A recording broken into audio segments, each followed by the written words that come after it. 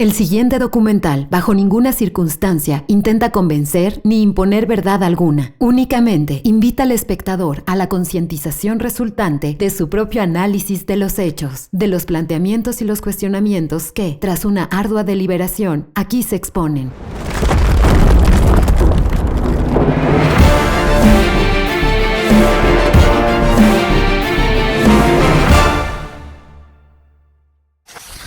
Capítulo 1.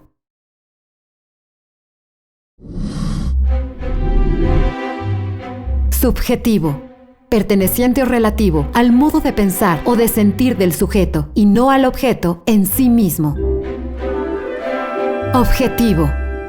Perteneciente o relativo al objeto en sí mismo, con independencia de la propia manera de pensar o de sentir.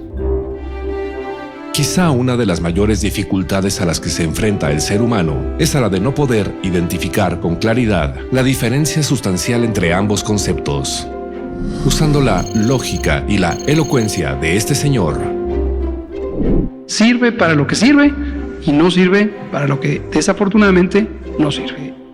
Y haciendo a un lado cualquier intención escatológica, desde un punto de vista estrictamente objetivo, un moco es un moco. Y si alguien se lo come, el hecho es el mismo, sin importar si lo hace un niño. Me quitan los mocos con el dedo y cuando tengo un moco en el dedo, me lo encuentro. Una mujer en su auto, el director técnico de una de las selecciones de fútbol más temidas y respetadas del mundo,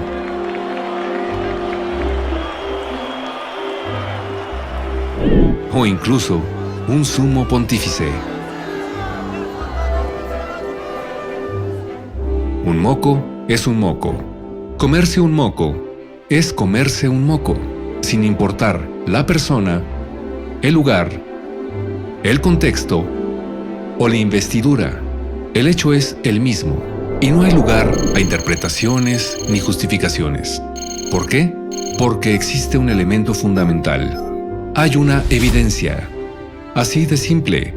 No cuestionemos si el acto es correcto o incorrecto, si es bueno o malo el hacerlo, o si es sabroso o asqueroso, pues eso sería apreciar o despreciar el hecho desde la subjetividad.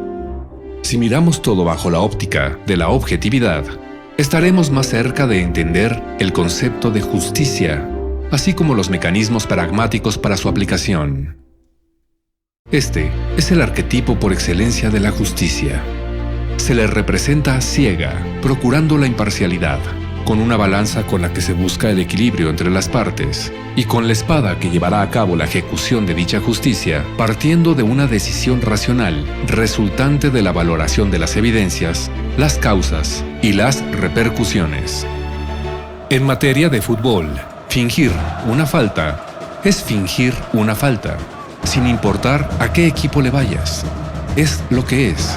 No hay lugar a la interpretación ni a la justificación. ¿Por qué? Pues porque hay una evidencia. Una burla es una burla. Si esto es gracioso o divertido a los ojos de muchos, ¿por qué esto no lo es para muchos otros? ¿Porque lo consideran un insulto o un chiste de mal gusto? ¿Es porque se trata del presidente? Pues el hecho es el mismo, pero no es medido con la misma vara.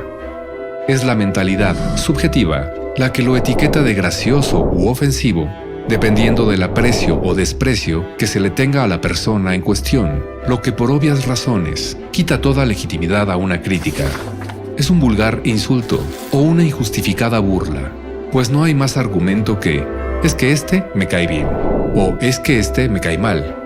Este es un chayotero ardido y este es mi amado presidente. O por el contrario, este es el teacher y este es el cacas. Pero el hecho objetivo es que ambos tienen papada y casi con total certeza todos en algún momento tendremos una.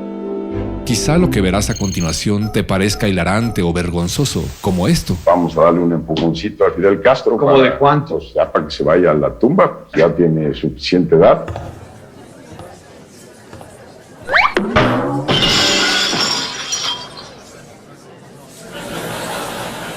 Tus ganas mexicanos y mexicanas llenos de dignidad, de voluntad y de capacidad de trabajo están haciendo trabajos que ni siquiera los negros quieren hacer allá en Estados Unidos. President Fox to just unequivocally apologize for a statement that is offensive. Un país en el que cada vez haya más pobres.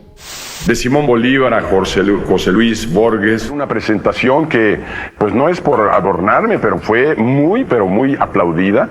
Yo diría ovacionada. No le hacen, ya voy, hablo libre, ya digo cualquier tontería, ya no importa. Ya, total, yo ya me voy. O esto. La paz y la prosperidad que anhelamos para todos los pueblos de nuestra América. Declaro solemnemente inaugurados los 16º Juegos Panamericanos Guadalajara 2011. ¿Cómo queremos que sea nuestro país? ¿Cómo queremos que lo recuerden y conmemoren los mexicanos del 3010?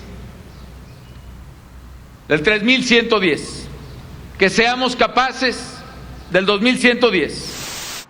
Un ejército popular. Nada hay más honroso y no están atentando contra la vida o los derechos de otros. Les quiero agradecer porque sé y veo y constato. A nosotros nos tocó la brega. Quizá a nosotros nos tocó abrir el surco. Otorgaremos y con los cuales contarán los batallones que estén en operaciones de alto impacto. Queremos que nuestros soldados estén mejor armados, mejor equipados y mejor protegidos. ¿Y qué decir de esto? Tiene que ver con la ampliación de facultades del Instituto de Información y de Acceso de Información y de Acceso a la opinión pública de toda la información disponible para la ciudadanía desde el gobierno, el IFAI, médicos, paramédicos, enfermeras, epidemiólogos. Estamos ya por bajar acá en Oaxaca, estamos a 1 minuto de aterrizar, a menos, como a 5 minutos estamos. Los avances que ha habido en esta primera mitad de mi gestión y estoy por colocarme la banda presidencial, la cual portaré con gran emoción, con gran orgullo y con la alta responsabilidad que significa ser presidente de México. Gracias por acompañarme. Ya suspendí para.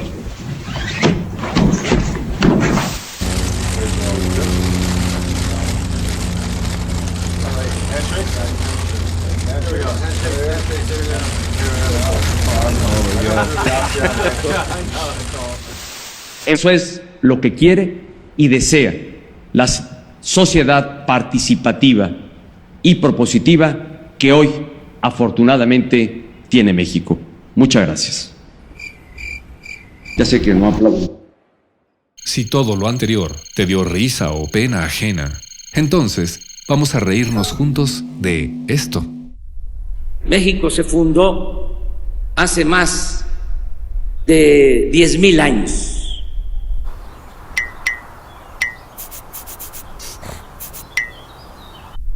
Con todo respeto, todavía pastaban los búfalos en lo que hoy es Nueva York, y ya en México había universidades y había imprentas.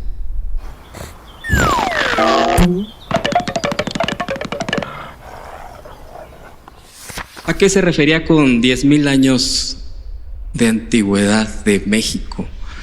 Pues tiene que ver con la antropología. ¿Desde cuándo se conoce que existe el hombre en América? Pues desde hace alrededor de 5 o 10,000 millones de años.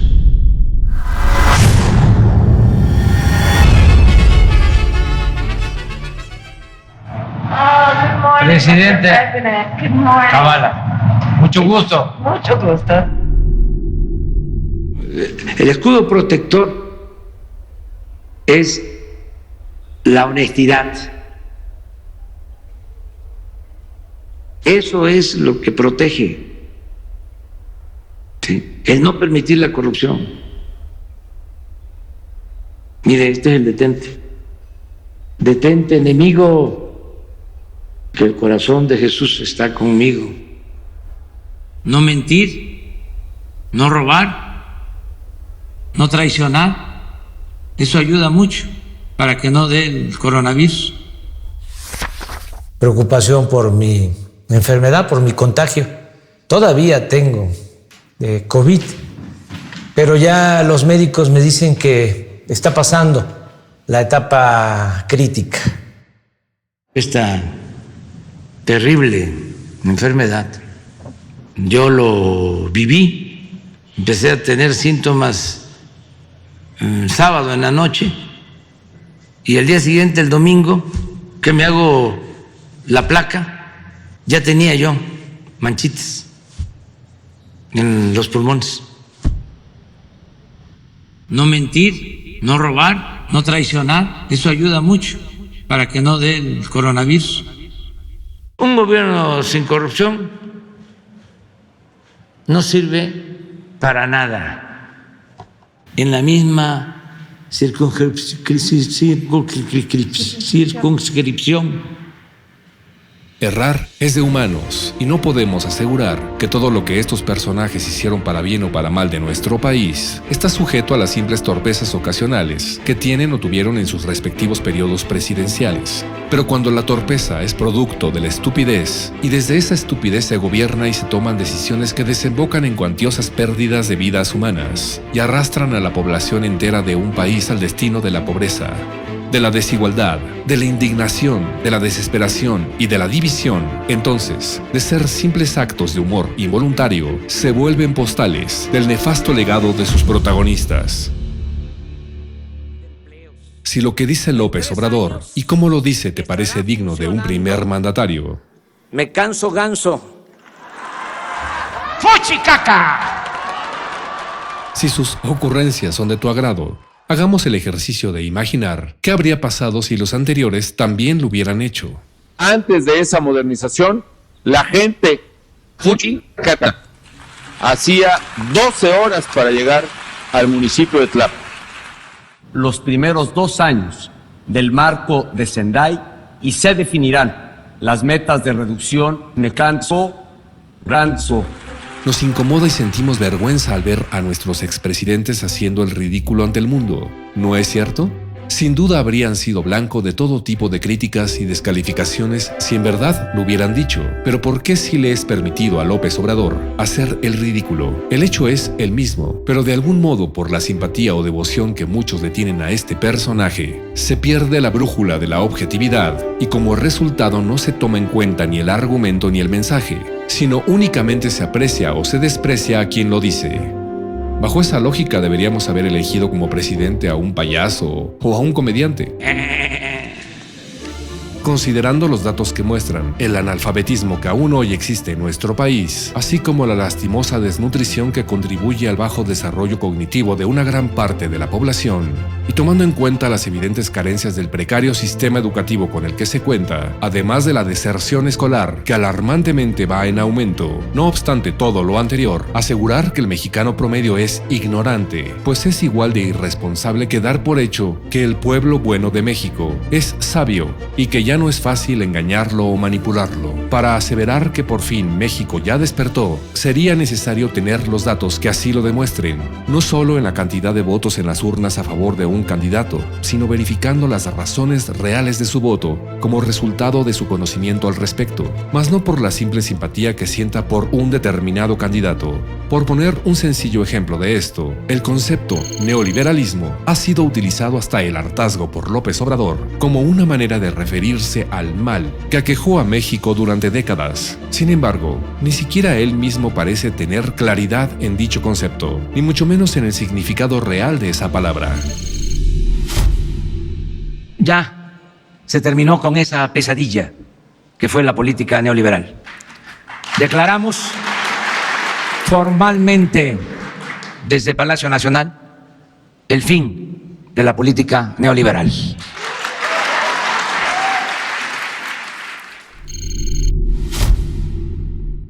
Cuando se habla del modelo neoliberal, yo he llegado a sostener que si el modelo neoliberal se aplicara sin corrupción, no sería del todo malo. Es que se puede tratar del modelo económico más perfecto. Démonos cuenta de que, si hay inconsistencias en su argumento, en consecuencia, menos claridad al respecto tendrán sus seguidores o la gente en general. Muchos simplemente dan por hecho que si él lo dice, pues debe ser cierto, aunque no entiendan lo que él dice o lo que intenta decir. La población general no sabe lo que está pasando y ni siquiera sabe que no lo sabe. Noam Chomsky. Es común escuchar o leer el trillado comentario: ¿dónde estabas cuando nos robaban los neoliberales? Cuando los muertos de Calderón, cuando la Casa Blanca de Peña Nieto y bla, bla, bla. La respuesta se adivina ya en las mismas preguntas. Algunos, como la inmensa mayoría, estábamos en el mismo lugar y en la misma situación que tú, padeciendo saqueos, corrupción, violencia, injusticias, precariedad, abusos, escuchando mentiras, siendo testigos de vergüenzas internacionales de nuestros gobernantes, trabajando mucho y ganando poco, criticando y culpando a los malos gobiernos de nuestros problemas, exactamente igual que tú, pero sí hay una diferencia sustancial entre la situación de antes y la actual, y es que anteriormente no tenías manera de hacerte escuchar, no era posible hacer que tu opinión fuera pública. El ciudadano común no contaba con los medios o los recursos para enterarse de lo que realmente sucedía. Solo existían unas cuantas fuentes de información. En las décadas de los años 80 y los 90, este señor, Jacobo Zabludovsky, transmitía por televisión las noticias de lo que se supone que sucedía, y los que le siguieron tras su despedida continuaron del mismo modo. La radio y los periódicos publicaban lo que en apariencia eran los acontecimientos más relevantes y arrojaban datos que para el ciudadano promedio no le era posible verificarlos. Y este dato es fundamental. No existía el internet ni las redes sociales. Lo único que teníamos era la percepción de que todo era un engaño, pero no teníamos manera de corroborarlo. Todo era una suposición, una insípida deducción resultante del contraste de la realidad con las pocas fuentes de información que teníamos a la mano. Pero también es importante mencionar esto: al menos una cosa nos unía como un mismo pueblo, y eso era el culpar al gobierno de todo, hecho que al menos nos brindaba un consuelo colectivo. Sí, tal vez inútil, pero era un consuelo a final de cuentas. Hoy las cosas son distintas, partiendo de que vivimos en una absurda y vergonzosa división como país. Hoy basta con ver y escuchar lo que el presidente dice en tiempo real en su propio medio de comunicación. Hoy puedes cotejar los datos, tienes infinidad de fuentes para obtener información y así determinar quién miente y quién no. Puedes saber cuántas propiedades tiene cada servidor público, gobernante o político, o al menos una parte, y puedes hacer tu propia investigación para averiguar cómo las adquirieron, o al menos darte una idea. Hoy ya no tienes que deducir, sospechar o intuir, ni creerle a alguien en particular. Hoy puedes, si así lo deseas, saber. Pero si aún así eliges creer ciegamente y te cubres bajo el velo de la ignorancia para así no sufrir decepciones, pues estás en todo tu derecho. Pero te invitamos a que seas honesto contigo mismo y veas las cosas tal y como son, no como crees que son o como quieres que sean. A ver, ¿tú qué dices? ¿No van a tumbar un árbol? Ni un solo árbol, pero no van a tumbar un árbol? No, ninguno. ¿Ni uno? Ninguno. Para que podamos discernir con claridad, es necesario ver, escuchar y considerar todos los aspectos y posturas de cualquier asunto en cuestión, y analizar y comparar la información con la que se cuente, y que en lo posible sea procedente de distintas fuentes. Solo así nos aproximaremos más a la verdad objetiva. En otras palabras, dialéctica, evaluar tanto la tesis como la antítesis. Para toda tesis existe una antítesis igualmente válida. Immanuel Kant.